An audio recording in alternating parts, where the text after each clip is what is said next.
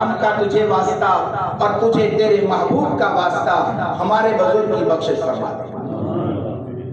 جو بندہ اللہ کے حبیب سے محبت کرتا ہے، کیونکہ رب کائنات اپنے محبوب محمد عربی صلی اللہ علیہ وسلم کی شان میں بتا رہا ہے کہ اس کا نام محمد ہے اور اس کا کام جو ہے رب کے کلام سے پوچھتے ہیں، اے کلام تو بتا اس کا کام کیا ہے؟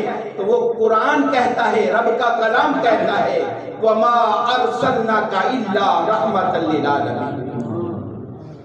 پھر ہم اس قرآن سے پوچھتے ہیں، اے قرآن اس کا نام بھی بتایا، اس کا کام بھی بتایا، تو اس کی شان کیا ہے؟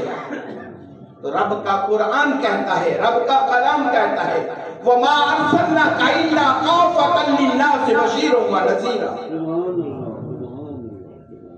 اس قرآن کی یہ شان ہے، وہ بتا رہا ہے کہ محمد عربی کی یہ شان ہے، اور اس کی عظمت کے بارے میں قرآن سے پوچھا، اے قرآن تو اس کی عظمت کے بارے میں بتا، تو قرآن بولا اِنَّا أَعْطَيْنَاكَ الْكَوْثَرَ۔ قرآن سے ہم نے اس کملی والے آقا کا نام بھی قرآن نے بتایا، اس کا کام بھی قرآن نے بتایا، اور اس کی شان بھی قرآن نے بتائی، اور اس کی عظمت بھی قرآن نے بتائی۔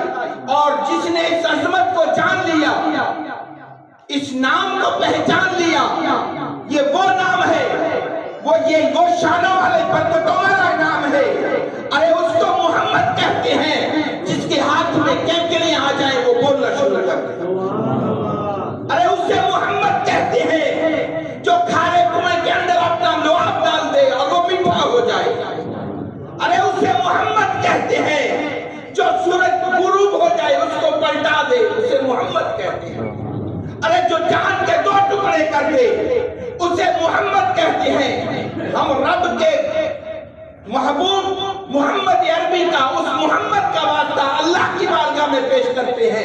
اے اللہ اس محمد کا واسطہ جس کے لیے تو نے کہا کہ جب آدم علیہ السلام اس دنیا میں آئے، آپ نے آنکھیں کھولی تو دیکھا کہ کیا دیکھا کہ جنت کے درختوں کے پتے پہ بھی محمد کا نام لکھا ہے، تو جنت کے پتوں کے اوپر بھی محمد کا نام لکھا ہے، حوروں کی آنکھوں کی پتلیوں پر بھی محمد کا نام لکھا ہے۔